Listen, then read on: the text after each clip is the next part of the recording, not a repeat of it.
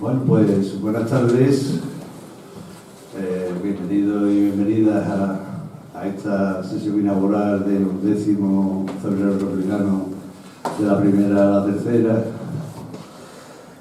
Agradecemos, como siempre, a la Universidad de Sevilla y a su departamento de Historia Contemporánea, especialmente al profesor Eloy Arias Castañón, profesor titular del departamento, que si en estos años ha derrochado paciencia conmigo y ha aportado muchísimo a este evento. Incluso me consta que tuvo que tragar sapos aquí en la universidad tras aquella portada de ABC criticando que se anunciara en el tríptico del programa de la jornada, pues que se anunciara la fiesta republicana que habitualmente hacíamos allí en el Alamillo.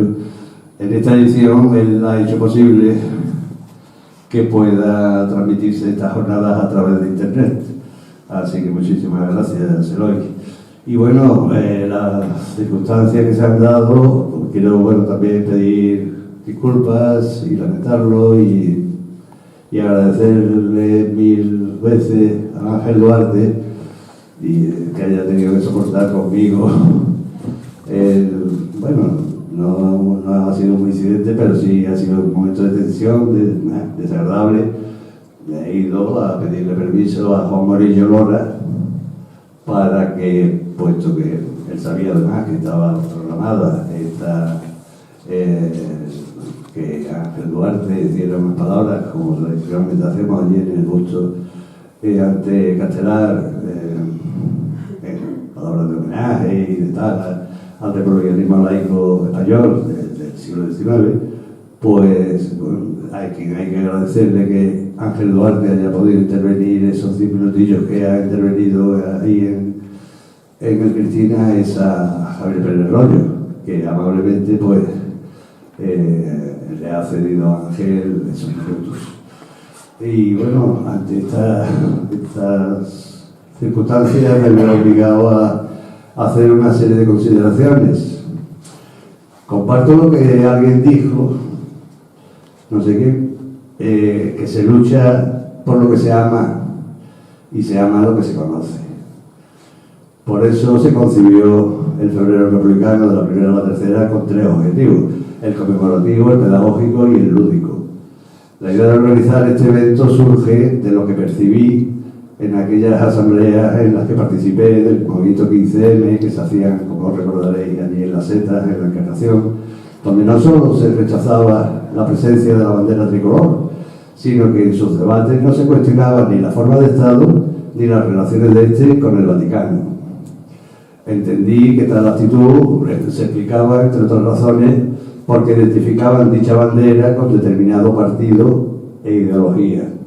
Incluso entre viejos y viejas, entre viejos republicanos y republicanas, independientemente de la ideología partidaria de cada cual, es frecuente dicha identificación, como si el movimiento republicano laico hubiera surgido en 1931, el 14 de abril.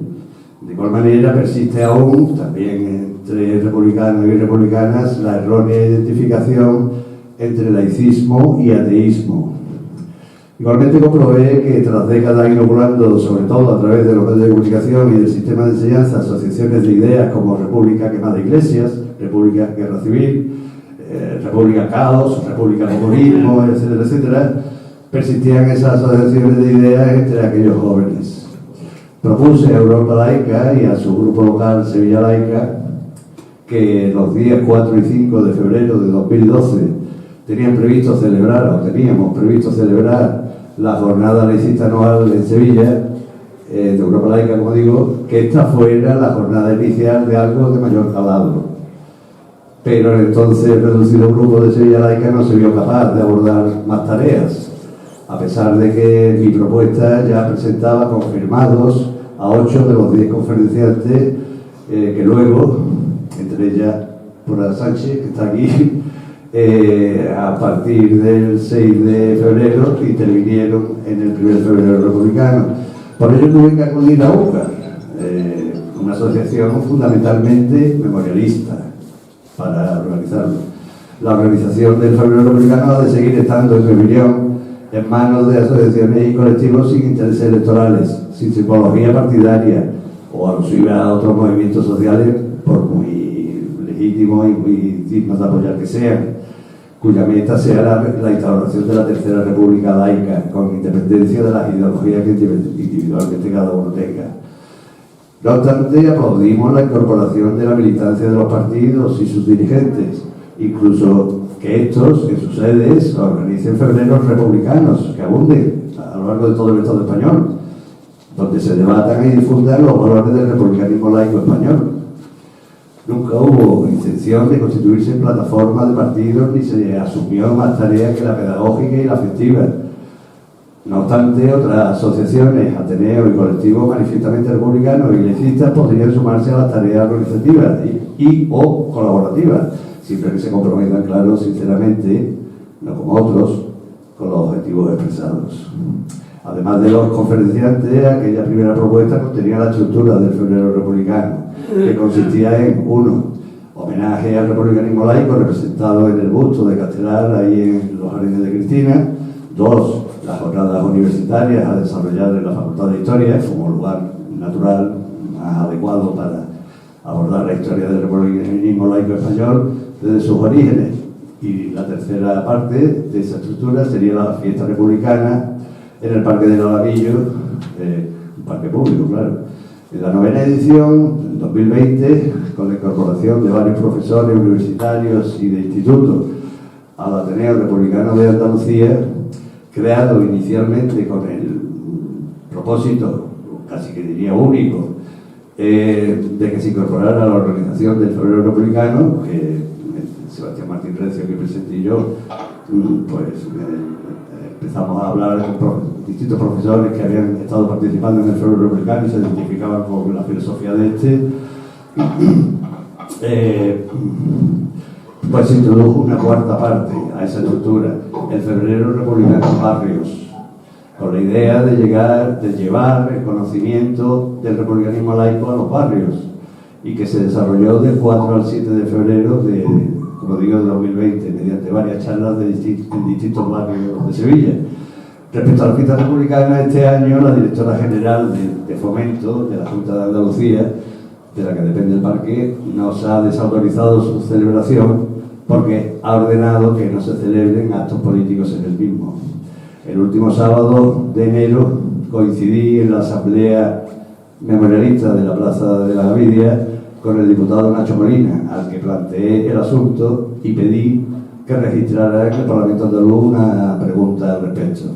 Ya está registrada la pregunta, será un mes, parece ser que tardarán en contestar. Finalmente, quiero agradecer a las personas colaboradoras de Sintonía Laica desde 2011 y por ende pues, también colaboradoras del Febrero Republicano, tanto esfuerzo. Estas son Carmen Lobo Sánchez, protagonista en su día del famoso caso Camas.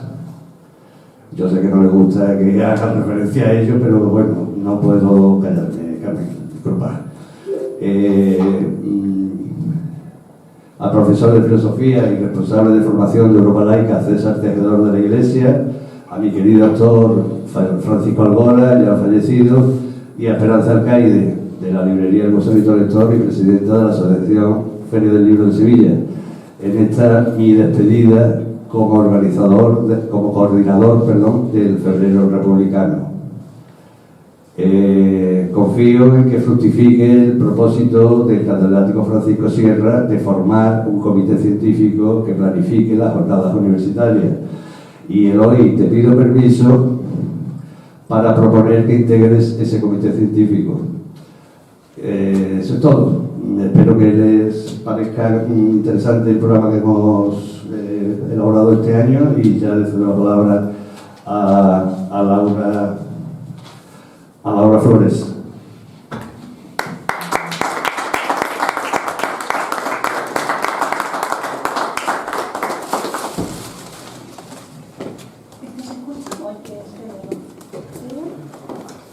Vale, buenas tardes a todas y a todos. En primer lugar, quería felicitar a los organizadores de este evento de estas jornadas, de este febrero republicano, por la iniciativa y por los valores que promueve, por el programa. Creo que se trata de una iniciativa muy necesaria en los tiempos que corren y en las circunstancias que estamos viviendo y en el devenir de pérdida de ciertos valores, creo, en la sociedad actual, y la reivindicación de los mismos por parte de quienes organizan este tipo de encuentros. Me parece una iniciativa valiente y por la que hay que apostar y en la que hay que colaborar, ¿no? Por tanto, bueno, mi enhorabuena y mi agradecimiento sobre todo a Sebastián Martín por contar conmigo para la presentación de este acto, que además no puede hacerme más ilusión porque consiste en la presentación de una persona a la que yo admiro académicamente, profesionalmente, incluso personalmente, porque cuando yo pensaba, bueno, ¿qué comento? Que quiero ser breve y tampoco quiero entrar muy mucho, comerme el tiempo que no habéis venido a escucharme, ya habéis venido a escuchar a Gerardo Pisarello, pero pensaba en que cómo resumir y me venían a la cabeza tres palabras, ¿no? Yo creo que Gerardo Pisarello es político, es académico y es activista, son un poco los tres conceptos que definen la figura. ¿Ahora mejor? Los tres conceptos que podrían definir la figura, a lo mejor no en ese orden, no sé si él estaría de acuerdo o no, pero que cuando googleamos su nombre o buscamos alguna referencia, como que esas tres facetas parece que se complementan o se solapan entre sí, ¿no? Gerardo Pisarello es profesor titular de Derecho Constitucional en la Universidad de Barcelona. Además es actualmente diputado en el Congreso por el Grupo en Común Podem y forma parte como secretario de la mesa de la Cámara. También ha sido en esta faceta política teniente alcalde del Ayuntamiento de Barcelona con Ada Colau y concejal también del Ayuntamiento. Y por otra parte, pues también es un destacado miembro del activismo social y ha tenido un papel destacado en distintos movimientos sociales, pues como el ICM, la Plataforma de Afectados por la Hipoteca, etc. Centrándonos en su vertiente más académica, que al final es a la que yo como académica también puedo sentirme más cercana o puedo tener un mayor interés, que me parece que es también necesario que se conozca, se difunda. Gerardo Pisarello es doctor en Derecho, con una tesis sobre derechos sociales, es discípulo del gran Luigi Ferrajoli, también es doctor honoris causa, lo nombraron en 2018, ¿no? Por la Universidad Nacional de Rosario en Argentina.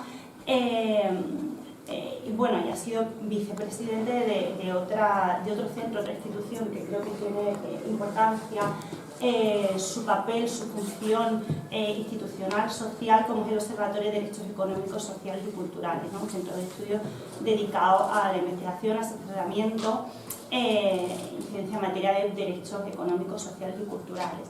En esta línea es autor de diversos libros y artículos relacionados con el mismo tema. Sobre su tesis cristaliza o da lugar a dos obras que conozco bien y me parecen que contienen unas aportaciones teóricas y científicas novedosas para el derecho, interesantes y necesarias, que son Vivienda para Todos, un derecho de construcción, publicado en 2003 con Icaria, y Los derechos sociales y sus garantías, publicado por Trota en 2007. También, y a lo mejor entiendo que al llevar por título su intervención, al venir a hablar de procesos constituyentes, a lo mejor va a hablarnos de algo relacionado con dos obras sobre procesos constituyentes que son Un largo termidor, en la ofensiva del constitucionalismo antidemocrático, muy buena, también publicada por Trota en 2011, y Procesos constituyentes, Caminos para la ruptura democrática, publicada por la misma editorial en 2014. Dos obras que yo creo que puede que recojan las experiencias vividas, compartidas, las reflexiones compartidas, tanto en el 15M como en el movimiento Procés Constituyent que se impulsa después, ¿no? por distintas figuras del ámbito del pensamiento, como el economista Arcadio Olivares o la activista Esther Vivas. Su obra más reciente, si no me equivoco, publicada el año pasado, es Dejar de ser súbditos, el fin de la restauración borbónica, que publica ACAL. Y bueno, en general pues cuenta con diversos artículos, publicaciones, libros en autoría y en coautoría sobre constitucionalismo, democracia, derechos humanos, derecho a la ciudad, derechos sociales en especial, ¿no? Entonces, bueno, estas tres vertientes yo creo que confluyen en la misma figura, Gerardo académico, Gerardo activista, Gerardo político que participa en la representación pública, pero tienen ese hilo conductor que sería la defensa de los derechos sociales que se hace por su parte tanto desde la política como desde la academia como desde el activismo. Y bueno, no me quiero extender más simplemente porque me van a permitir el atrevimiento de que termine esta presentación e ilustre la figura del ponente con una anécdota personal, que a lo mejor no vendría al caso en otro tipo de presentación, pero me parece que en este tipo de actos estamos también un poco ya casi que entre amigos, nos conocemos, nos hemos visto y parece que el contexto da lugar a charlas más rituales. Hace 10 años ya casi, o más, 10 años, yo estudié un máster en la Universidad Pueblo de la Vida, un máster sobre Derechos Humanos, Interculturalidad y Desarrollo.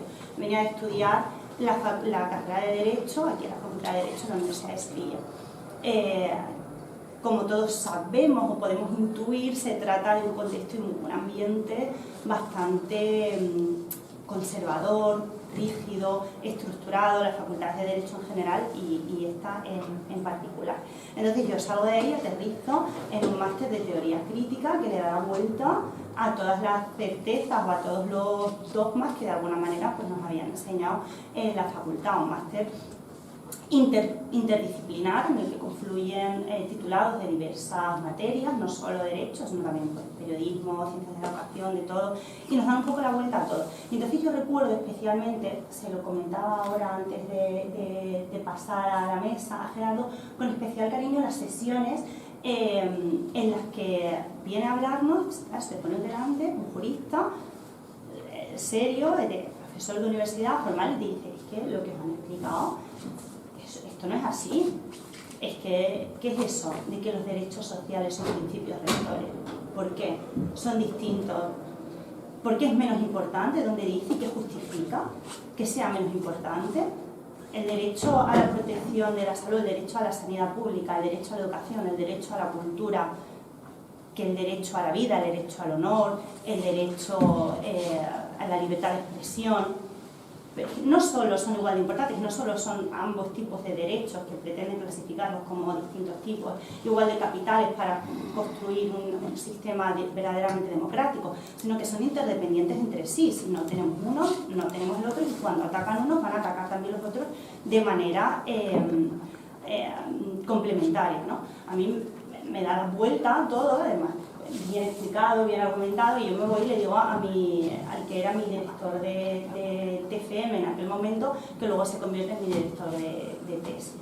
Rafa, yo no sé qué quiero hacer, pero yo quiero trabajar sobre la interdependencia entre derechos sociales y derechos civiles y políticos.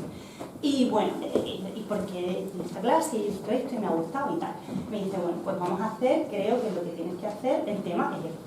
Tienes que hacer un TFM sobre la reforma del 135, que acaba de suceder, si no es el mismo año, el año antes. Hicimos un trabajo que luego ha sido un poco el hilo conductor o la base sobre la cual yo he ido estructurando el resto de mi actividad académica, sobre ese déficit democrático que se da en el proceso de reforma constitucional express en agosto de 2011 y el debilitamiento de los derechos sociales que permite esta reforma, con los sucesivos decretazos de Rajoy que suponían, ¿no?, un constante recorte en las partidas presupuestarias destinadas a la financiación de servicios públicos. Y hacemos el trabajo sobre eso. Y luego, bueno, yo luego he ido trabajando sobre otras cuestiones, me centro más en mi tesis en políticas públicas de igualdad de género, pero es algo que ha ido sedimentando o que ha sido de base de mi recorrido científico académico hasta ahora. Entonces, bueno, simplemente quería comentarlo porque me parece que, más allá de ser una experiencia personal y particular, que a lo mejor a ustedes les interesa, creo que puede servir o puede valer como una forma de ver la proyección o la necesidad de figuras como la de Gerardo, que hagan esa defensa a ultranza, incluso pasional, diría yo, pero sin perder en ningún momento, creo, el rigor académico y científico de algo tan importante como son en general los derechos humanos y en particular los denostados derechos sociales que parecen derechos de segunda categoría. Y no comento nada más, me callo ya, creo que va a hablarnos a continuación sobre esto, sino fundamentalmente del proceso constituyente, ¿no? Y nada, pues les dejo con la conferencia de Gerardo Pisarello.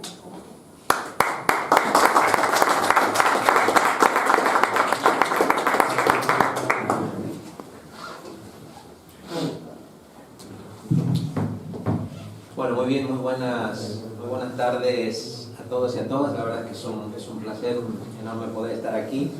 Le agradezco muchísimo a Laura la presentación. La verdad es que me ha hecho pensar, ¿no?, en tantos años que llevamos dando una batalla que hace años no lo tenía tan claro, pero que hoy la identifico como una batalla republicana, finalmente, en el fondo, ¿no?, como una batalla propia de la tradición del republicanismo democrático, que es en nombre de la cual me encuentro hoy aquí. No me encuentro como miembro, digamos, de un partido o una fuerza política concreta, sino que me siento parte de esa casa común, que es la tradición republicana democrática, en la que obviamente caben gente de diferentes tradiciones, socialistas, comunistas, libertarias, incluso diría gente liberal, ¿no?, también. Es un placer poder hacerlo aquí, es un placer poder encontrarme nuevamente con la gente del Ateneo Republicano de Andalucía, es un placer enorme volver a ver a Miguel Campillo, volver a ver a Sebastián Martín Recio, a Pura, a tantos amigos y amigas que tengo aquí en Andalucía, que no me canso de decirlo. Yo en este momento, además de haberme dedicado a la docencia universitaria durante mucho tiempo, en este momento soy diputado en el Congreso, soy diputado por Barcelona y soy también, o me consigo, diputado de ultramar, como se decía en los tiempos de Cádiz. Soy nieto de republicanos andaluces exiliados en Argentina y también me siento, digamos, diputado de ultramar, como muchos de aquellos diputados que acabaron coincidiendo con los ideales de Rafael de Riego cuando el trienio liberal, ¿no? Es un placer también muy grande, pues, compartir este 11º febrero republicano, de la primera a la tercera, con personas como los profesores Eloy Edes Castañón y sobre todo Ángel Duarte, a quien he leído mucho, de quien he aprendido mucho. Diría en buena medida que toda la parte historiográfica, ¿no? Yo vengo efectivamente del derecho. El derecho es una disciplina muy formal, ¿no? Salvo que uno haga historia del derecho, y cuando uno hace historia del derecho no es fácil encontrar juristas que tengan esa perspectiva como historiadores, republicana, democrática, radical, plebeya incluso en su mirada. Y la verdad que Ángel Duarte ha sido una persona que me ha influido, me impresiona mucho desde ese punto de vista, ¿no? Entonces, ¿cuál es mi idea? Mi idea me parece que es, dicho esto, que estamos hoy aquí en unos días que están muy cerca de dos efemérides que me parecen importantes.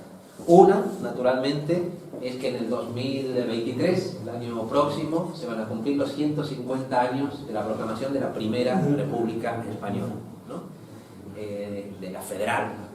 Y también, dentro de muy poco, ya cuando llegue el mes de marzo, se van a cumplir los 2 años de un día muy significativo, me parece, en la historia española, que fue ese 20 de marzo en el que, después de que se hubiera, digamos, aprobado, ¿no?, el estado de alarma que...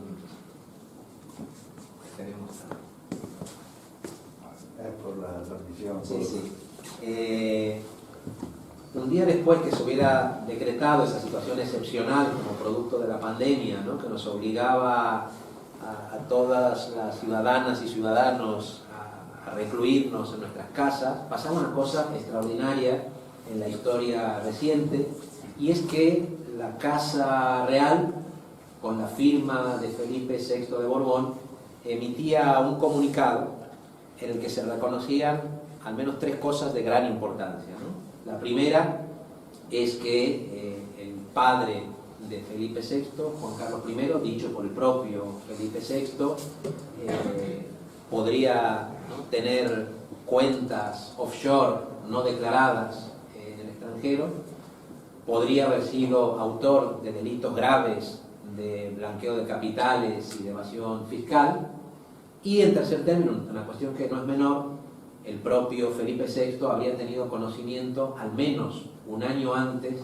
de que esas situaciones existían, ¿no? Hoy hemos sabido que una de estas cuentas, ¿no?, un artículo que salía hoy publicado en el periódico, que una de estas cuentas, en Jersey, sería una cuenta offshore que se habría creado de manera deliberada en el caso de que Juan Carlos I perdiera la corona para poder disponer allí de una cantidad de dinero que no había sido efectivamente declarada. Y con la información que tenemos, digamos, sobre la mesa, sabiendo que su propio hijo, el actual rey, podría haber tenido conocimiento de estos hechos y solamente los había denunciado en marzo del año 2020, ¿no? Entonces aquí, a partir de eso, a mí me parece que hay una reflexión interesante, que es una reflexión que hizo el que fue el primer presidente de la Primera República, que fue Estanislao Figueras, que él decía, mientras Cánovas, aquel personaje paradigmático de la tradición liberal conservadora, mientras Cánovas siga gobernando, las personas que nos consideramos republicanos y republicanas tenemos la obligación de la misma manera que cada 11 de febrero debemos recordar lo que significó la llegada de la Primera República, tenemos que aprovechar cada efeméride que recuerde algún personaje, ¿no?, algún héroe o heroína de la tradición republicana democrática para recordar ese momento. Es el día del nacimiento, de la muerte de Mariana Pineda, de Rafael de Riego, de Torrijos, de Pi Margall y de tantos otros. Tenemos que aprovechar para mantener viva esa memoria, porque esa memoria, esa tradición del republicanismo democrático debe ser contrastada, decía él en ese caso, ¿no?, con lo que significaba el gobierno fundado, ¿no?, en la corrupción, en el fraude electoral de la primera restauración borbónica, en ese momento con Cánovas a la cabeza. Y yo creo que ese es un buen ejemplo para hoy, por eso me encanta que se hagan este tipo de actos, porque creo que también hoy, en la medida en que se quiera cerrar este terremoto que se abre con esa noticia, ¿no?, que nos informa de los delitos en los que Juan Carlos de Borbón podría haber estado inmerso, y que son delitos que no tienen que ver con las situaciones del último año, de los últimos 2, 3, 4, no obedecen a una degeneración tardía del que todavía lleva el título de rey emérito, sino que hoy se está mostrando que obedece a un modus operandi, a una forma de actuar que existía ya desde el propio momento en que Francisco Franco lo nombra, ¿no?, saltándose el orden sucesorio de la dinastía borbónica, el jefe del Estado. Y me parece que mientras eso sea así, los republicanos y las republicanas tenemos el deber, la obligación de organizar actos como este, por más pequeños que sean, para recordar cuál es nuestra tradición y para recordar por qué la tradición republicano-democrática es incompatible con la existencia de la monarquía como forma hereditaria de la jefatura del Estado. La tradición republicana democrática no es solamente la ausencia de una jefatura del Estado hereditario, no es solamente eso, es muchas cosas más, ¿no? La tradición republicana democrática es una tradición basada en la importancia de la participación del conjunto de la ciudadanía en los asuntos públicos, por lo tanto en la extensión de los derechos de participación, de los derechos políticos, de los derechos de las mujeres, de los derechos de las personas extranjeras, es la defensa de la libertad de pensamiento, de la libertad crítica, es la defensa de los bienes públicos, de los bienes comunes, es la defensa de la honradez en el ejercicio de la función pública, es la defensa de la libertad de crítica que permite los avances científicos, es la defensa del laicismo, de la separación entre Iglesia y Estado, es la oposición a la tradición centralista, ¿no?, incluso en el caso de España, y por lo tanto es el municipalismo, es el impulso de las tradiciones federales, ¿no?, que existen hace tanto tiempo en la península. Es muchas cosas la tradición republicana democrática, pero es verdad que todos esos objetivos son, digamos, difícilmente difícilmente conseguibles hasta sus últimas consecuencias mientras exista la monarquía. Mientras exista la monarquía. ¿Por qué? Porque una cosa que sabemos por experiencia histórica es que la monarquía no es solamente el rey, ¿no? La monarquía es, y digámonos en términos actuales, pues las grandes empresas del IBEX, es la gran propiedad agraria, es el atraso desde el punto de vista industrial, es el papel de la Iglesia Católica como poder de Estado y su influencia en la vida pública de la ciudadanía, es la dependencia del capital extranjero especulativo, como estamos viendo ahora con los fondos de inversión, etcétera, etcétera. La monarquía es una pieza clave de todo ese entramado de poder. Y por lo tanto, lo que sabemos es que podemos en nuestra vida cotidiana hacer avances desde el punto de vista republicano, ¿no? Cada vez que se abre una biblioteca pública, cada vez que se crea un ateneo, cada vez que se crea una cooperativa, cada vez que la universidad pública se protege frente a la privatización del conocimiento, la tradición republicana avanza. Pero sabemos que en última instancia, y en el caso de España eso es, digamos, expresa de manera muy contundente, mientras exista la monarquía va a haber un freno, un obstáculo central para que las grandes tareas democratizadoras se puedan llevar adelante. Y por eso creo que es importante, en este momento en que recordamos la proclamación de la Primera República, que pronto serán 150 años, que mantengamos ese vínculo, que sepamos que ser republicanos y republicanas democráticas implica muchas cosas, pero que no podemos abandonar esa crítica de la monarquía, porque contra lo que piensa mucha gente, la monarquía es uno de los obstáculos básicos para que otros objetivos se puedan abrir camino. Ahora que estamos en una pandemia, eso es evidente, ¿no? No podemos salir de una pandemia, por ejemplo, sin una fiscalidad justa, que defienda la sanidad pública, que defienda la necesidad de financiar la ciencia pública. Bueno, la monarquía ejemplifica todo lo contrario, y ahora lo están viendo, ¿no? La monarquía como una institución que para sobrevivir recurre a utilizar el papel de comisionista en los grandes negocios internacionales, la evasión fiscal. Es decir, lo que nos preocupa de lo que se está sabiendo acerca de la actuación de Juan Carlos I no es solamente que tenga que ver con su conducta, sino que la impunidad de la actuación de Juan Carlos I será la impunidad de muchos otros poderes privados que funcionan y que han funcionado alrededor de la monarquía. Yo siempre pienso eso, ¿no? Cuando se habla de la inviolabilidad del rey, también se está hablando de la impunidad de las empresas, de los diferentes actores económicos, de los diferentes integrantes de la corte, ¿no? De los cortesanos que actuaron alrededor de la forma monárquica, ¿no? Y por lo tanto me parece que mantener eso vivo es central, y también es central recordar a quienes nos precedieron en esa batalla, porque lo poco que pude escuchar ahora a Javier Pérez Royo, Javier lo decía, ¿no? Esa batalla republicano-democrática contra el papel de la monarquía en la historia de España es muy antigua, es decir, y se expresa en realidad a lo largo de todo el siglo XIX.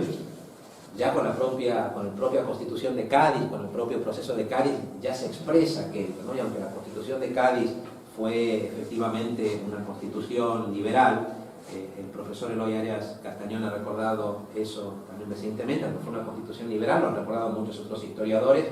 Fue un momento de democratización, donde incluso hubo posiciones allí o interpretaciones de la Constitución de Cádiz que ya eran republicanizantes o que ya eran federalizantes, ¿no?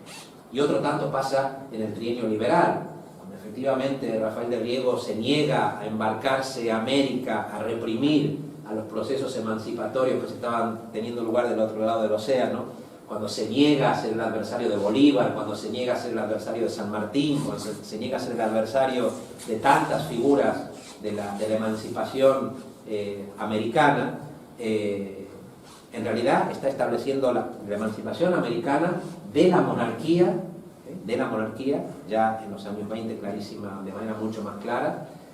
También estás estableciendo lo que eran algunas de las tareas de esa tradición republicana. Por tanto, el llamado liberalismo exaltado, por ejemplo, del trienio liberal, cada vez se va aproximando más a lo que va a ser esa tradición republicano-democrática, que primero se enfrenta al absolutismo de Fernando VII y que luego ya, más adelante, en los años 30, en los años 40, lo va a ir haciendo progresivamente contra las nuevas formas que adopta la monarquía, por ejemplo, bajo el régimen de Isabel II. Y allí se va conformando esa tradición republicano-democrática, que es muy larga y que es muy rica, y esto es importante saberlo.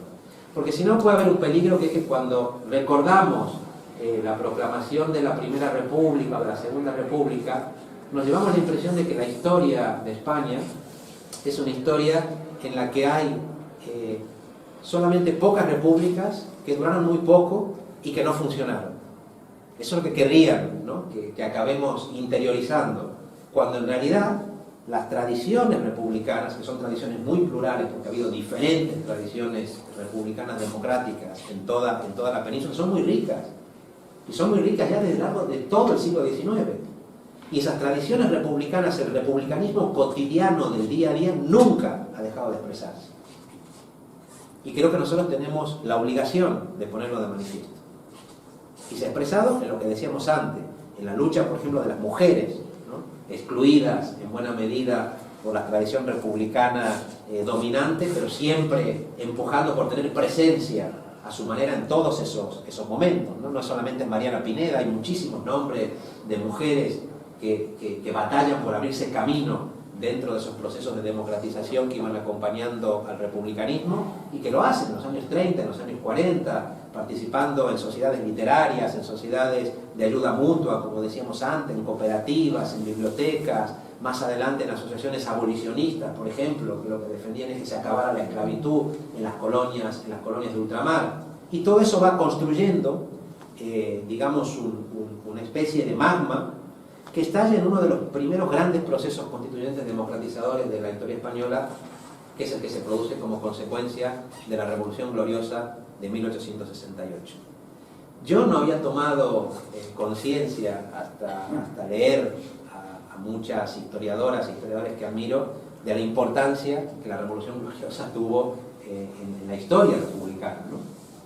Porque es el primer intento en el que un pronunciamiento militar acompañado de la movilización popular consiguen romper en parte lo que era la columna vertebral de la monarquía borbónica tal como había funcionado hasta ese momento. Hay dos personajes interesantes, que es Joan Prim, que es un general catalán, que no era republicano, que era un señor que tenía ideas conservadoras quizás en muchas cosas, pero que en un momento dado entendió que tenía que llevar adelante una tarea revolucionaria, que era efectivamente enfrentarse a la monarquía borbónica. En un primer momento fracasó porque lo intentó hacer sin el pueblo, hasta que luego entendió una cosa, que era que la única manera que ellos fueran algo más que un pronunciamiento era sumando a la gente de origen popular en esa empresa, ¿no? Y es muy interesante porque Prim es un general catalán que entiende que para que ese proceso pueda triunfar y salir adelante, tiene que comenzar por Andalucía. Y efectivamente, lo hace en Andalucía, comienza por Cádiz, la gente en Cádiz se levanta y a partir de allí Prim va recorriendo toda la costa, ¿no? Alicante, va subiendo, llega a Barcelona, y cuando llega a Barcelona, la gente le pide abiertamente a la multitud, ¿no? La multitud comienza a gritar: fuera los Borbones, ¿no? Fora los Borbones. Y obligan a Prim que se sume ese grito. Claro, Prim estaba desbordado por lo que estaba ocurriendo, porque era un señor, digamos, de orden en muchas cosas, ¿no? Pero lo que se está produciendo allí es una revolución en la que la propia multitud, digamos, participa, dando concreción a todo ese movimiento republicano que se había ido generando hasta entonces. Y entonces pasa una cosa que es increíble. Yo ahora soy diputado en el Congreso y no puedo creer, porque en esa época alguien como este señor, como Joan Prim, pues sube allí a la tribuna y pronuncia el famoso discurso de los 3 jamases, ¿no? Jamás, jamás, jamás los Borbones. Nunca más los Borbones. O sea, hay una comprensión por parte de un representante lúcido de la burguesía de esa época de que los Borbones eran un impedimento incluso para una cierta modernización de la economía. Él no quería ir mucho más allá de eso, ¿no? Por eso luego intentó una salida con una monarquía electiva. Se buscó, pues, un rey como fue Amadeo de Saboya, lo trajo y dijo: bueno, le daba un poco de vértigo a Prim llevar eso hasta las últimas consecuencias y convertir aquel levantamiento contra la monarquía borbónica en un proceso republicano. ¿Por qué? Bueno, por lo que he comentado antes, ¿no? Lo decía Miguel, creo, en su introducción, la república era caos, porque ya se habían encargado los sectores conservadores de poner en marcha esos elementos, ¿no? La monarquía es el único horizonte de lo posible, salir de allí supondría el caos, supondría la ingobernabilidad, y a Prim, la verdad es que le asusta un poco ese momento, pero finalmente, la república llega, y llega en parte de manera inesperada, por eso yo el título que le había puesto a mi intervención, es la república inesperada, porque luego quiero comentar algo sobre eso, pero los dos grandes ensayos republicanos en España, la Primera República en 1873 y la Segunda República en el 14 de abril del 31, fueron repúblicas en cierto sentido inesperadas, que llegaron de una manera en la que los propios republicanos y republicanas no tenían previsto. Se había trabajado para que esa república llegue. Y cuando llegan los republicanos y republicanas no estaba claro que fueran mayoritarios todavía, ¿no? Pero llegan. Que me parece que es interesante para hacer una reflexión actual. Prepararse para la república inesperada. Que no sabemos si llegará o no. Pero que eso no nos permite estar con los brazos cruzados, ¿no? Sino prepararnos, porque eso puede efectivamente pasar cuando uno menos se lo espera. Y efectivamente se abre aquí un proceso constituyente. Se abre un proceso constituyente muy accidentado, porque el problema de la república, la tradición republicano-democrática en sí misma ya implica una democratización de muchas cosas, pero no necesariamente implica la resolución inmediata de los grandes problemas sociales que tiene por delante. ¿Cuál era uno de los grandes problemas sociales que tenía por delante la Primera República? Sin duda la distribución de la tierra, pues en Andalucía es un elemento clave. Y cuando la República, que llega sin que se la haya esperado, comienza a querer organizarse, pues dentro de las ciudades, dentro de los pueblos, la gente comienza a rebelarse contra los ayuntamientos monárquicos, comienza a formar juntas revolucionarias, y dice, no podemos esperar que desde Madrid nos digan cómo debe ser la república. Y tenemos que empezar a crear instituciones republicanas desde abajo, ¿no? Y eso genera enormes problemas, porque las necesidades eran muchas. Entonces las poblaciones empiezan a levantarse, por ejemplo, contra el ejército tradicional, que había sido un ejército borbónico. Quieren comenzar a formar sus propias milicias, y comienzan a ocupar tierras. Y desde Madrid, obviamente, los dirigentes republicanos comienzan a decir, bueno, calma, primero hagamos un proceso constituyente, aprobemos una asamblea constituyente que apruebe una constitución. Y son personajes fantásticos y trágicos al mismo tiempo, ¿no? Algunos duran muy poco, como Figueras, pero Pi Margall, que es uno de los grandes pensadores del republicanismo federal, llega en su momento con una posición muy trágica, porque Pi dice, hay que aguantar. Llama por teléfono a Barcelona, le dice, no proclaméis la república todavía, el Estado catalán en Barcelona, id con calma, dadnos tiempo para que... ¿no? Andalucía y Cataluña son dos piezas importantes, ¿no? del republicanismo en ese momento, y se produce como esa tensión y esa contradicción entre el republicanismo institucional y sus tareas y ese republicanismo que comienza a expresarse desde abajo. Total, que esa Primera República no consigue resolver quizá de manera satisfactoria esos problemas, y acaba ese proyecto republicano cediendo una salida en lo que algunos de los principales dirigentes republicanos acaban en parte entregando la república a la reacción, ¿no? Uno de sus personajes, que es admirable en algunas cosas y en otras más discutibles, es el propio Emilio Castelar, lo comentábamos ahora con Ángel Duarte, que finalmente era un republicano, digamos, más bien unitario,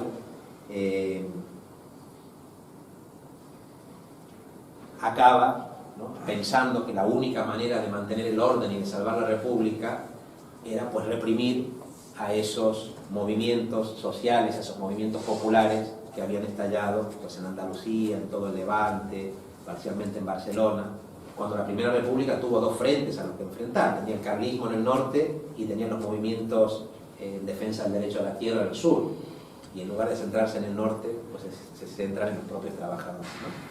Pero bueno, a pesar de todo eso, la Primera República deja algunas cosas importantes. Yo creo que una de las cosas importantes que deja es precisamente, digamos, la centralidad que cobra la tradición federal en ese momento.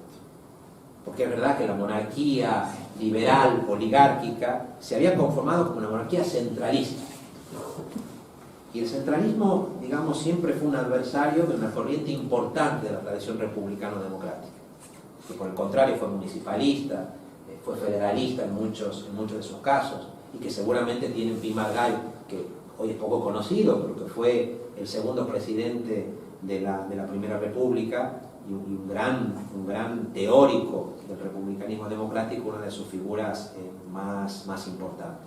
El federalismo fue una herencia clave, y yo creo que en estos tiempos en los que estamos viviendo, ¿no?, en estos tiempos de recentralización, en estos tiempos del ayusismo político, que aparecen los dilemas de las diferentes Españas vaciadas, olvidadas, ¿no? Yo cada vez tengo la convicción, aunque se habla poco de la Primera República en eso, no se pasa directamente a la Segunda, que la Primera República planteó algunos temas vinculados a la cultura federal, a la tradición federal, que hoy deberían seguir siendo absolutamente centrales, ¿no? Esta idea del pacto que viene desde abajo. Y de hecho, la Primera República no hubiera sido posible sin toda una tradición de pactos, ¿no?, que ya vienen de la Revolución Gloriosa en adelante, ¿no? El pacto de Tortosa, el pacto de Córdoba, diferentes regiones de la península que iban haciendo sus propios pactos, sus propios acuerdos federales, porque entendían que de esos acuerdos federales, de abajo hacia arriba, podía salir un orden más democrático. A mí eso me parece una cosa fascinante y que deberíamos repensar en el contexto en el que estamos hoy. El federalismo no solamente fue una cosa que fue importante en la Primera República hacia adentro, fue importante hacia afuera. Todavía hoy sorprende ver el proyecto de Constitución Federal de 1874, que entendía que la República Federal Española estaba integrada por estados. El estado de Cataluña, el estado de Andalucía Alta, el estado de Andalucía Baja, el estado de Cuba y de Puerto Rico. Esto es importante porque en la propia tradición del republicanismo federal democrático, esa parte del federalismo intransigente defendía los derechos de los insubordinados y las insubordinadas en Cuba y en Puerto Rico y en las colonias. Y defendía el federalismo como una forma de evitar la separación. Si los reconocemos como pueblos iguales, dentro de una federación, dentro de una república federal, podemos evitar la separación. Pero hubo mucha torpeza en eso no se consiguió, y finalmente eso acaba con la independencia de Cuba, la pérdida de las colonias, etcétera, etcétera. Lo mismo que había pasado a comienzos del siglo XX. Bolívar todavía, cuando se proclama la independencia de las repúblicas americanas, pide, ¿no?, durante un momento del trienio liberal, la confederación. Dice, vale, nos hemos separado, pero tenemos mucho en común. Volvamos a generar algún tipo de unidad, de federación, de confederación. Y en ese momento, cuando vuelve Fernando VII, todo eso se va al diablo y se consolida la independencia de las repúblicas americanas, porque no hay del otro lado alguien que reciba ese. Bueno, total, no quiero ahondar con esto, pero sí me parece que es interesante, ¿no?, ver por qué se produce ese proceso constituyente republicano de la Primera República, qué características tiene, y que es interesante para ver por qué no se pudo hacer un proceso constituyente de ruptura o de cierta ruptura, ni durante la transición, ni lo estamos pudiendo hacer ahora, ¿no? El proceso constituyente que se produjo durante la transición es un proceso en el que el antifranquismo consigue muchas cosas, consigue muchas de las libertades que tenemos hasta ahora, que están incluso reconocidas en la Constitución del 78, libertad de huelga, libertad de expresión, pues el derecho a la vivienda, todos los derechos hoy amenazados y negados incluso por los que se llaman a sí mismos constitucionalistas. Pero no consigue, pues, digamos, superar esos obstáculos tradicionales de la historia española a los que siempre se ha tenido que enfrentar la tradición republicana democrática. No consigue la separación de la Iglesia y del Estado, consigue una confesionalidad regular, no consigue, pues, impulsar la reforma agraria y la distribución de la tierra, no consigue resolver del todo la cuestión de la descentralización territorial, que ya en el 78 se plantea en términos de plurinacionalidad, ¿no? Que no se expresaba exactamente igual en el siglo XIX. No acaba de resolver el tema de la democratización del ejército, tema que todavía hoy tenemos sobre la mesa. La democratización del Poder Judicial, problema que hoy todavía tenemos sobre la mesa. Se acaba aceptando el papel de la monarquía, que es una monarquía que tiene una peculiaridad dentro de la tradición borbónica, es decir, que esta monarquía es reinstaurada directamente por el franquismo. El problema de Juan Carlos I y de Felipe VI es que tienen un vínculo directo con el franquismo. Por eso Felipe VI puede ir a Mauthausen, derramar lágrimas y decir que le parece terrible los campos de concentración nazi, pero es incapaz de decir, oye, pero uno de los principales aliados que tuvo el nazismo, que tuvo el fascismo, fue el franquismo. Y no lo puede decir porque su legitimidad le viene dada por ese vínculo con el franquismo. Y eso no se resolvió en el proceso constituyente del 78 y no lo estamos pudiendo resolver tampoco ahora. Porque si vemos la historia, para resolver esos grandes problemas hace falta mucho más que un 15M. Hace falta mucho más que una ola incluso de huelgas, ¿no? El movimiento franquista fue mucho más audaz y fuerte en ese sentido.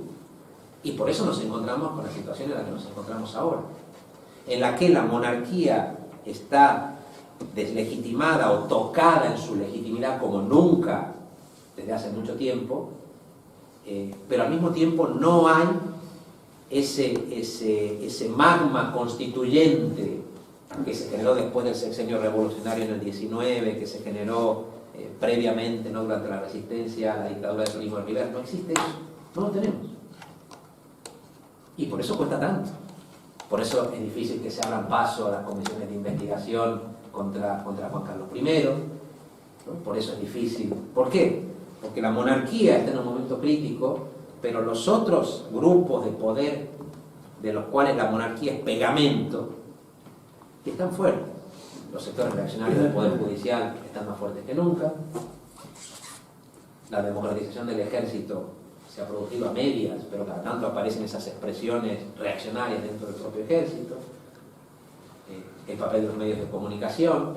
Es decir, hay tareas democráticas que tenemos que llevar adelante que exigen, yo creo, una toma de conciencia de las dificultades que eso significa, ¿no? ¿Es imposible? No, yo creo que no es imposible. Claro que no es imposible, que se han hecho, digamos, muchos avances. Por eso sigue habiendo tanto miedo simplemente a preguntarle a la gente qué opina sobre la monarquía y si querría una república o no. Por eso aparecen cada vez más sectores republicanos que no se consideran ni de izquierda, ni socialistas, ni comunistas. Yo, por ejemplo, en el Congreso escucho a gente del PNV que ya ha entendido claramente que con esta monarquía no puede conseguir muchos de sus objetivos, ¿no? Y que ya necesitan, digamos, una institucionalidad que comienza a parecerse a lo que debería ser una institucionalidad republicana.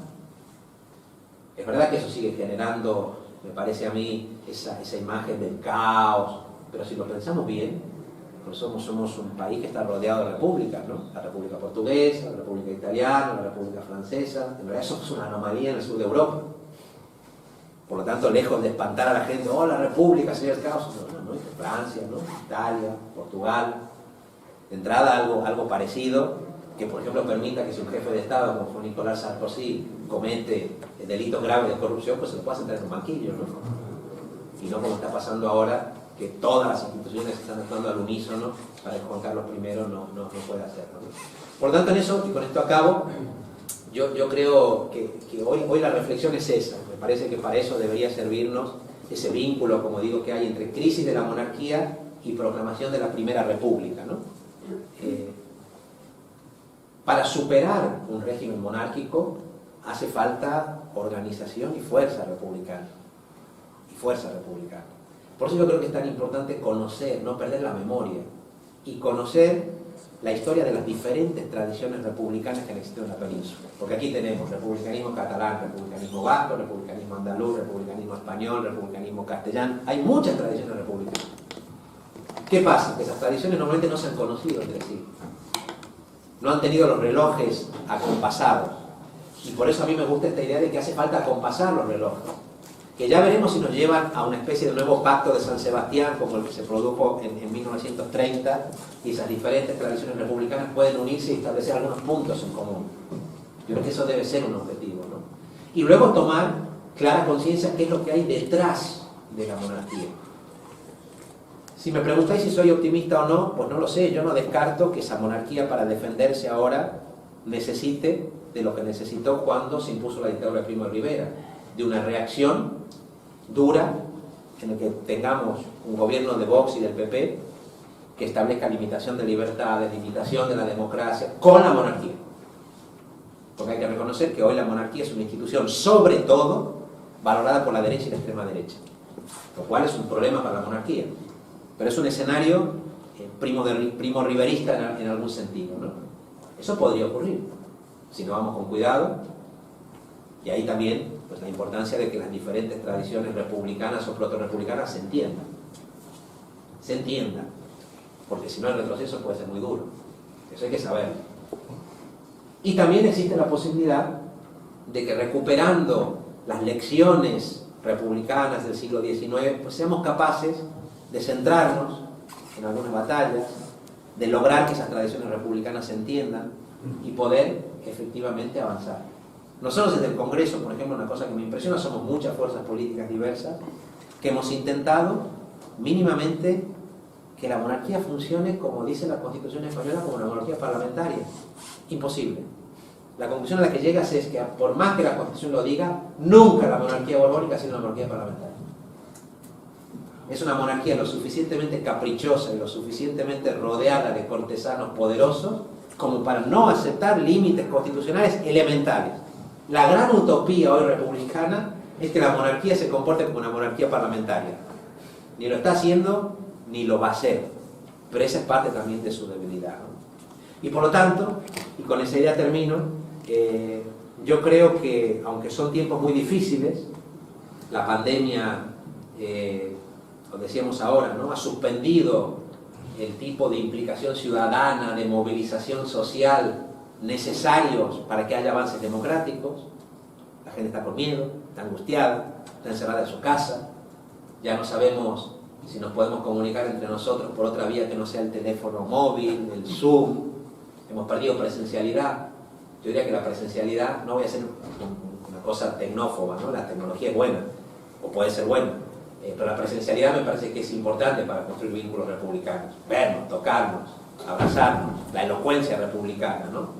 Hablar entre nosotros de manera tal que nos movilice a la acción, eso debe ser recuperado. La pandemia no ha facilitado eso. Eso también es una realidad. Pero yo creo que es muy importante y por eso me parece, me da tanta alegría estar en actos como estos, que no nos detengamos. Que cada celebración se realice, que cada acto se realice en una plaza, en una universidad, en un ateneo, en una escuela secundaria, en un barrio. Porque eso es lo que hicieron todos los republicanos y republicanas peninsulares a lo largo, al menos del siglo XIX. A veces en la clandestinidad, a veces pudiendo hacer vida pública, a veces perseguidos, a veces legalizados, a veces con presencia institucional, a veces sin presencia institucional. Yo creo que tenemos el deber de honrar esa tradición. Recuperando una idea, por eso decía lo de la República Inesperada, que a mí me gusta mucho, que es esta idea de Benito Pérez Galdós, ¿no? Cuando Galdós dice, la historia no es un ente muerto, es un ente vivo, que a veces reproduce, a veces repite y a veces crea. Y él dice, y si durante siglos no destronó, un día destrona. Y si durante siglos durmió con reyes, un día se despierta en la cama del pueblo. Pues yo creo que nuestra tarea es esa: trabajar cotidianamente a favor de ese republicanismo de las cosas cotidianas, no perder el objetivo de fondo y hacernos dignos de ese momento que quizá llegue, no sabemos cuándo, un día en que la historia deje de dormir con reyes y se despierte en la cama del pueblo. Gracias.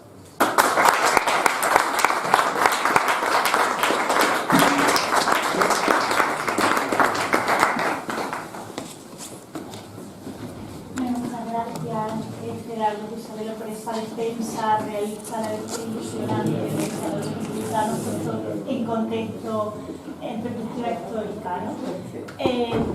Ahora, si no me equivoco, me parece que tenemos unos 20-30 minutos, un poquito menos, ¿no? Bueno, para un turno de palabras, intervenciones, preguntas, por si alguien, tanto en este caso como aquí presencialmente, quiere comentar algo o formular alguna pregunta. Sí. Muchas gracias, Gerardo, por acompañarnos en este proceso de reflexión sobre la República y sobre el proceso constituyente. Quería plantearte una cuestión. Creo que tanto las coordenadas ideológicas en las que se mueve la Primera República y el proceso que la acompaña como la Segunda República tienen que ver globalmente con ese proceso que conocemos como Ilustración, ¿no?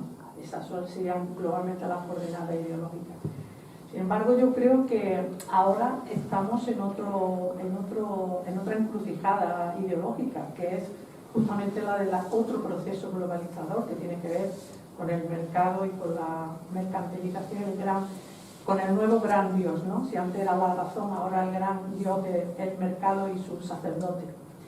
Entonces yo te querría preguntar, en esta coyuntura en concreta, ese proceso globalizador al que estamos asistiendo, que es cómo tendríamos que plantearnos qué influye y qué aporta, para tenerlo en cuenta precisamente desde el punto de vista histórico, a un proceso constituyente, al actual proceso de reflexión sobre la República, sobre el republicanismo. Porque me da también un poco la impresión como de que algunas veces hablamos de esos procesos constituyentes y de republicanismo, pero en las viejas coordenadas ideológicas. ¿Queréis que hagamos más? Un par de intervenciones. Si quieres te doy ya una... como tú quieras. O contesta una a una o por bloques. Bueno, digo algo rápidamente vale. sobre esto, ¿no? Sí, mejor lo que sea. Bueno, primero interesante lo que plantea Pura, me parece a mí, sobre el contexto internacional, porque eso a veces tiene poco en cuenta, ¿no? El contexto internacional que permite que un proceso constituyente democrático se abra paso, ¿no? Y hay que decir que, no sé, me parece, ya luego igual alguien me corrige, pero que la Primera República y la Segunda República tuvieron bastante mala suerte, ¿no? Claro, la Primera República en 1873, pues ya se había producido la Comuna de París en 1871, que era como una especie de terremoto, el movimiento obrero. Pimargall fue un gran defensor de que no se criminalizara a la Comuna de París, ¿no? Desde las Cortes españolas, pero claro, llega la Primera República y ya se había fusilado a más de 30.000 comuneros y comuneras en París. Era un momento ¿no? internacional que no acompañaba. Cuando llega la Segunda República, 1931, pues ya Mussolini ha marchado sobre Roma, pues ya el nazismo está, y uno de los grandes problemas es que la Segunda República heroicamente aguanta, a pesar, ¿no? 3 años, a pesar de los bombardeos nazis. Nadie entendía cómo era posible que ese pueblo estuviera resistiendo frente a la aviación alemana, la aviación italiana, en fin. Entonces, ¿qué pasa ahora? Claro, yo creo que estamos viviendo un momento muy complicado también. Llevamos 5 décadas prácticamente del neoliberalismo como ideología casi dominante en una parte importante del mundo. Es complicado porque hasta hace poco no veíamos ni a China en el retrovisor y por lo tanto eso introduce una cierta complejidad. Pero estamos viviendo un momento de un capitalismo totalmente desbocado, totalmente, digamos, prácticamente sin aceptar ningún tipo de límite. Las reglas del capitalismo global no son propicias al avance de procesos republicanos democráticos. La democracia se ve permanentemente erosionada, permanentemente limitada, ¿no? Este capitalismo no se parece en nada al capitalismo que pareció gestarse en la posguerra, que aceptaba algunos límites, una libre circulación de capital. Es un capitalismo globalizado, financiarizado, que además, me parece a mí, como no puede dominar a través del consenso, cada vez es más difícil engañar a la gente y decirle, no, es que la sanidad privada es mejor que la pública. Pues no me lo creo. Ah, bueno, pues entonces te lo voy a hacer entender por la fuerza, ¿no? Entonces estamos en una fase de neoliberalismo furioso, que necesita generar formas muy violentas para imponerse. Y para mí, la aparición de la extrema derecha global es una expresión de eso. la aparición de los Bolsonaro, de los Trump, de Vox, ¿no?, de la extrema derecha en Europa, de Piñera en Chile, en fin, uno podría buscar en la periferia y en los países, ¿no?, la extrema derecha es expresión de ese capitalismo y neoliberalismo furioso. Claro, ¿cómo se hace un proceso constituyente democrático en ese contexto? Uno diría, es prácticamente imposible. Tenemos, digamos, todo en contra. Sí, pero no. Ahí está el caso de Chile, ¿no? Chile, la dictadura pinochetista durante tantísimos años, y a pesar de eso, en un momento dado, la movilización de la sociedad chilena, de los jóvenes, de las mujeres, del movimiento feminista, consiguen mostrar que era posible lo que parecía imposible: abrir un proceso constituyente por fuera de la reforma constitucional tal como la preveía la Constitución chilena. En Chile no se reformó la Constitución de 1980. Lo que se hizo fue forzar a que se convocara un referéndum directamente y fuera legalizado ese referéndum para que la ciudadanía chilena decidiera si quería o no una asamblea constituyente.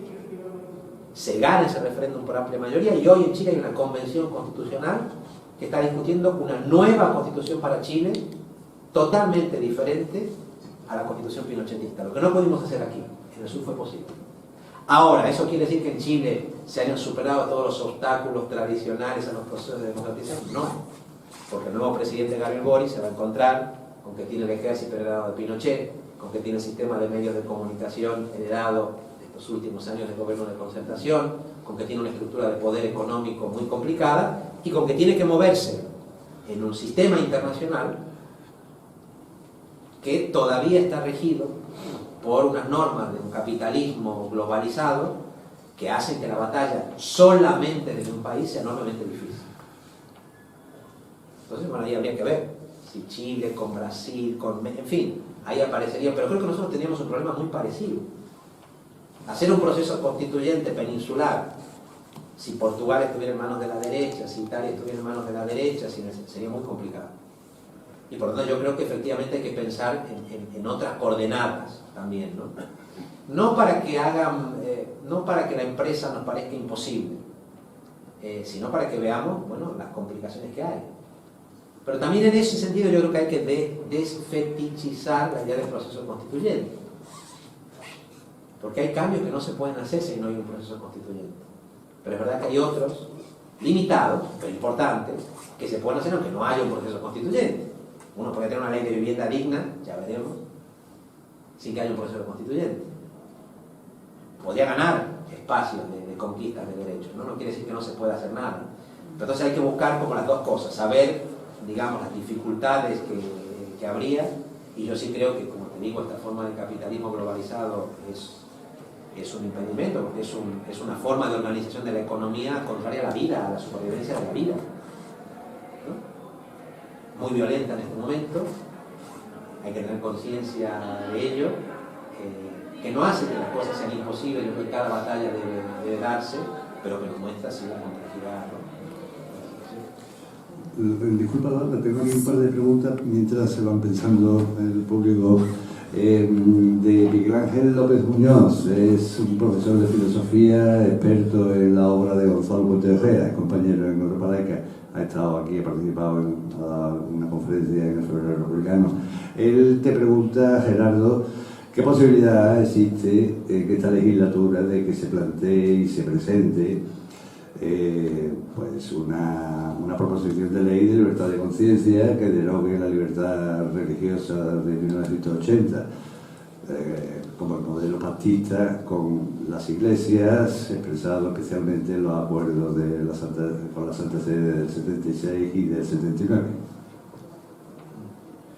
Bueno, yo creo que aquí volvemos a lo mismo, ¿no? La monarquía no es el rey, son más factores de poder. La iglesia no es solo la iglesia, es todo lo que hay alrededor de la iglesia católica, ¿no? Es la educación que controla la iglesia católica, son las propiedades que tiene la iglesia católica, son los medios de comunicación que controla la iglesia católica. Por lo tanto, cuando te ataca Jiménez Los Santos con fake news o con lo que sea, pues en parte está atacando a la iglesia católica. Entonces, bueno, pues eso es un problema. No estamos frente a una causa sencilla en el caso en el caso español. Aquí no tuvimos una revolución como la francesa, en fin. Es otra reflexión interesante, ¿no? El no haber tenido ese tipo de procesos en el siglo XVIII o en el siglo XIX, pues también hace que eso tenga... Yo creo que hay margen para hacer cosas, pero es una gran pregunta que tenemos hoy. Hoy, buena parte de las dificultades que existen para avanzar en los procesos de republicanización, de fiscalización de la monarquía, de la iglesia, etcétera, etcétera, no solamente está en el bloque reaccionario clásico, que hoy sería el PP, Vox, eventualmente Ciudadanos, sino que el propio Partido Socialista también es muy dubitativo, digamos, en eso, ¿no? Se comporta como los partidos progresistas del siglo XIX, que aspiraban como máximo a una monarquía constitucionalizada en la que se pudiera avanzar un poco en algunas causas progresistas. Yo entiendo por qué lo hacen, ¿no?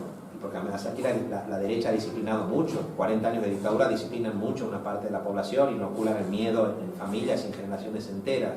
Y el Partido Socialista yo creo que expresa eso, expresa en parte a mucha gente progresista del común de todo el Estado, pero también una interiorización de miedos que están todavía muy arraigados, ¿no? Y en otros casos una participación deliberada en el nuevo sistema de poder que existe allí. Por lo tanto, hay que ver. Yo ahora espero que no estamos consiguiendo que la comisión de investigación por los casos de pederastia cometidos en el seno de la Iglesia, vamos a ver, el Partido Socialista hoy proponía que eso lo lleve el defensor del pueblo, ¿no? Yo, con todos los respetos para Ángel Gabilondo, no sé si esa decisión está pensada más en una clave de controlar ese proceso para que no sea lo suficientemente incisivo que para darle otro tipo de garantías. Yo sí creo que si fuera una comisión parlamentaria aparecerían más cosas, que se podría llegar más a fondo, y creo que luego el tema de fondo, por lo de las inmatriculaciones y todo este debate, también está en tocar el régimen de propiedad, digamos, que ha habido alrededor de la Iglesia, ¿no? Yo creo que en el siglo XIX algunos de los grandes revolucionarios burgueses, como el propio Mendizábal, pues entendieron eso, que había un momento en que si no se tocaba la estructura de propiedad que rodeaba la Iglesia, era imposible modernizar mínimamente el sistema político y el sistema económico. Uno puede discutir sobre dónde fueron a parar esos bienes después de la amortización de Mendizábal, pero Mendizábal vio eso con muchísima claridad. Tenía una mentalidad como la de Prim, revolucionaria, ¿no? Yo no creo que eso exista, digamos hoy. Y creo, ya digo, que en todo caso cualquiera de ese tipo de cambios tienen como elemento clave lo que la sociedad haga y pida. Si la sociedad no se organiza... Hoy, el otro día estaba leyendo, ¿no?, las movilizaciones que se generan alrededor del sexenio revolucionario de 1868. Pues las manifestaciones que comenzaban a ver en la calle, manifestaciones republicanas, los números te sorprenden, porque estábamos en medio, digamos, todavía de crisis de la monarquía.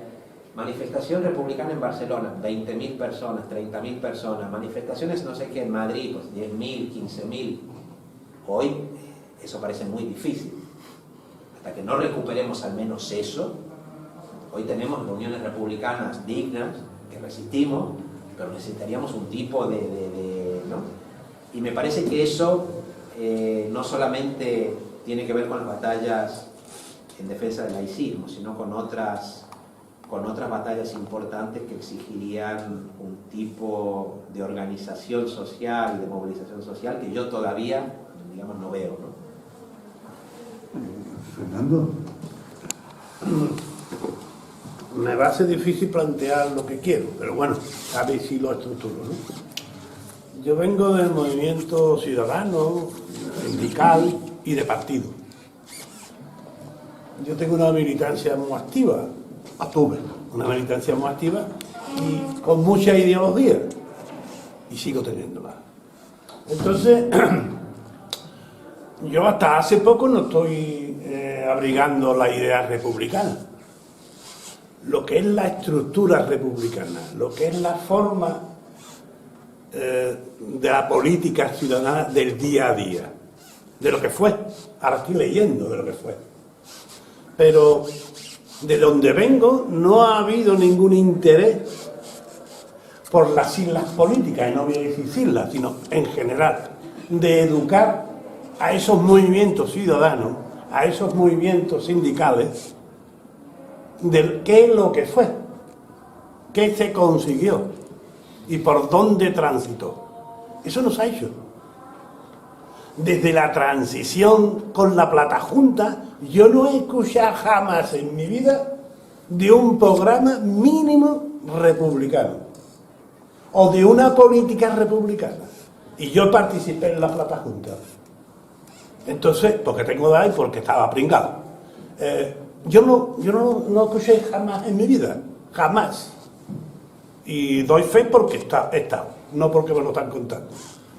Pero además tampoco tuve acceso teórico, que es todavía peor.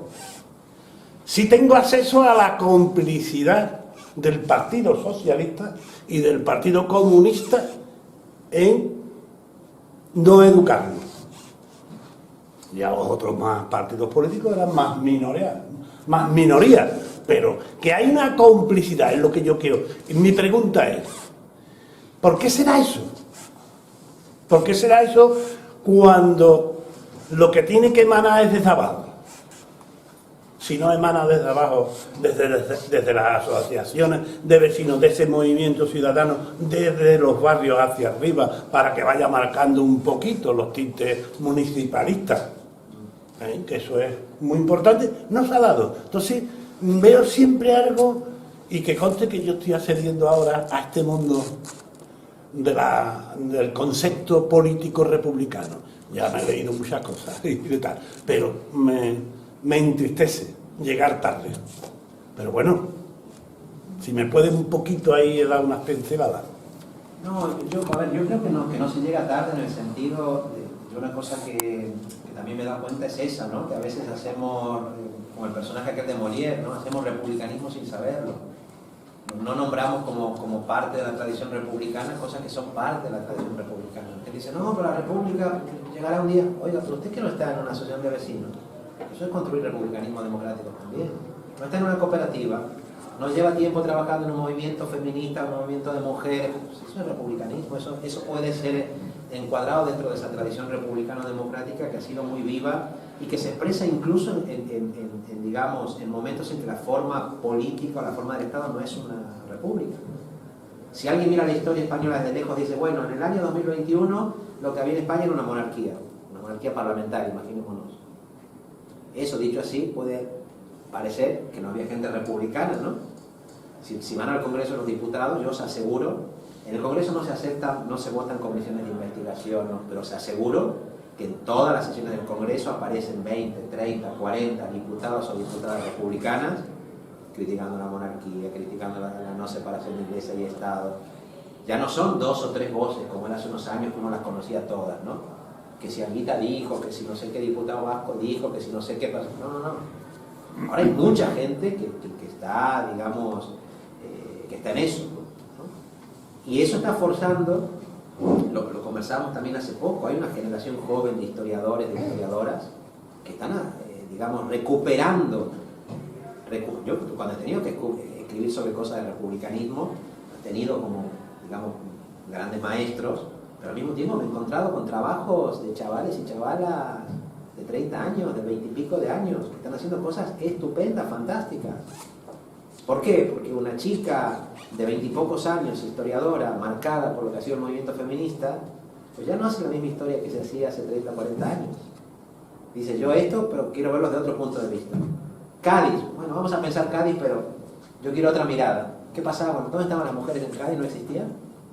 ¿Y en el trienio liberal qué pasaba? Sí, está muy bien la historia de Riego, de acuerdo, excelente. Pero ¿y las mujeres dónde estaban? ¿No? Es decir, las preguntas de las nuevas generaciones son nuevas sobre esos hechos. Y eso a mí me parece interesante para entender el pasado y también para pensar cómo debería ser ese republicanismo del futuro, que no debe, en homenaje a las republicanas y republicanos que fueron de vanguardia en su época, no debería repetir los patrones del pasado simplemente, debería también de reinventarlos y recrearlos, ¿no? Yo tengo una hija de 14 años y un hijo de 19. Bueno, si no hay un republicanismo que sea también un poco de youtubers y de raperos y raperas, y pues la república no se va a abrir camino, porque esa es una batalla cultural también, que tiene que darse como en muchos frentes, ¿no? Y combinar esa relación entre pasado y... Yo ahora creo que esta crisis de la monarquía nos da una oportunidad. nos da una oportunidad. Y por eso creo que eso no hay que dejarlo ir, ¿no?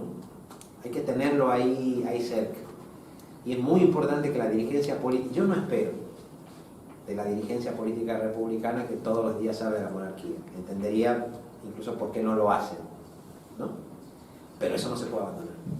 Eso yo creo que tiene que estar ahí. Y me parece importante que haya organizaciones y espacios donde ese sea un tema central. Para hablar de todo el proyecto republicano en su amplitud, no solo de la ausencia de la monarquía, pero mostrar por qué la monarquía es el problema. Y que la gente entienda eso.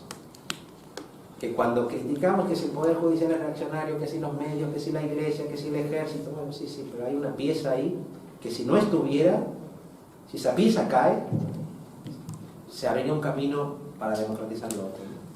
¿Tiene alguna solicitud? Sí, hay otro comentario. Bueno, sí, aquí, no, digo aquí del público. Sí, aquí pregunta Juan Carlos que por qué después de, bueno, pues 85 años, a ver, 85 años después de que la última experiencia republicana pues fuera frustrada por la fuerza, casi 47 años después del fin de la dictadura, ¿por qué el republicanismo no se ha granjeado aún el respaldo social necesario para abordar la cuestión de una manera decidida? ¿Cuál es el error o la debilidad del pensamiento republicano? Falta una labor pedagógica más amplia, más contundente. En eso estamos, hermano, en pedagogía. ¿Qué condiciones deberían darse para iniciarse un proceso constituyente? Bueno, comenzando por la última, por lo del proceso constituyente, habiéndole respondido a Pura de la importancia del contexto y tal. Yo ya digo, el tema Chile.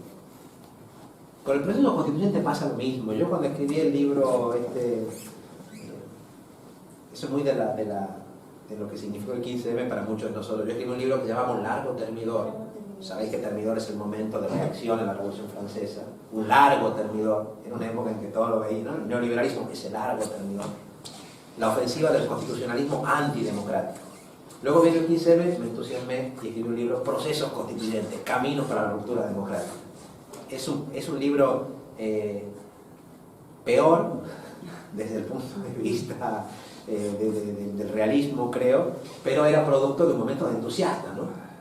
Se puede abrir un proceso constituyente. Luego, yo en el libro explicaba que un proceso constituyente no es solo escribir una constitución. Cuidado. Es cambiar las relaciones materiales de poder, que eso es más difícil. No es solo un papelito donde uno... En Chile todavía existe ese riesgo. Hay gente que está reunida escribiendo un papel. La pregunta es, bueno, pero ese papel se va a convertir en cambios concretos en la vida de Chile, eso exige más cosas, ¿no? Pero sí creo, por ejemplo, que no hay una fórmula, ¿no? Los juristas que son muy... ¿Saben cuál sería la fórmula? Reforma el artículo 160 y no sé qué para que cambie el artículo. Yo creo que eso no va a pasar ni va a ocurrir. No va a haber un proceso constituyente que salga de una reforma constitucional. La Constitución española del 78 es irreformable. Y fue pensada para que no se pudiera reformar. Esa Constitución solo puede pudrirse. Mientras se pudre, nuestro deber es defender lo más avanzado que tiene esa Constitución y que lo que se dice en constitucionalista la cumpla. Pero yo no veo la posibilidad de un proceso de reforma de la Constitución española. Las mayorías que exige, cómo se concibió. ¿Qué veo? Bueno, veo que podría pasar algo parecido a lo que pasó en Chile, que en un momento dado se puede hacerle, la ciudadanía se pronuncie claramente por una opción constituyente. Eso fue lo que hizo en 1931. En las elecciones del 12 de abril, eran unas elecciones municipales, pero son unas elecciones constituyentes, porque la gente se las convoca, pues, y finalmente el resultado de las grandes ciudades hace que la voluntad esa expresa obliga, en este caso Alfonso XIII, pues a salir. No hay un debate previo. Hubo un debate. ¿Cómo se reforma la Constitución de 1876 de la primera restauración? Todo estéril. Porque no era una vía previamente calculada, ¿no? Y yo creo que aquí va a pasar lo mismo. La vía por la que se puede abrir un proceso constituyente, ahora no tenemos en mayo una campaña, ¿no? ¿Cuándo es en mayo la campaña, ¿no? Por el referéndum, sí, monarquía república. Todo eso ayuda. Todo eso va generando algo. Que se pongan urnas, que se pongan... Las vías por las que se puede abrir, yo creo que son múltiples, pero no hay que obsesionarse con eso. Y es más, no hay que hacer, me parece, recetas de laboratorio, tocar este artículo, cambiar el otro, ¿no?